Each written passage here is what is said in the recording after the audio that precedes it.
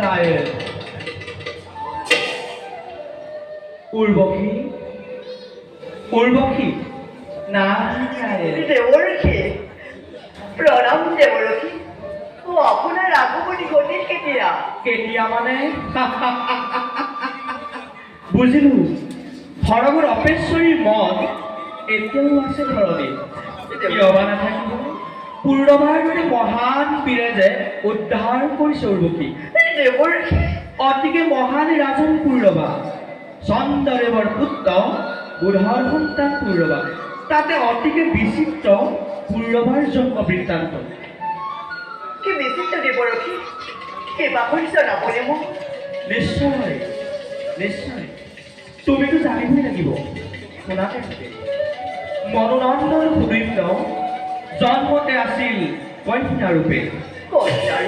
নাম ৰাখিছিল ইলা লীলা পাছত পিতৃ মনুৰ অনুৰোধত ঋষি বশিষ্ঠই তপোবলে ইলাক দিনে পাৰ কৰোঁ বালকৰো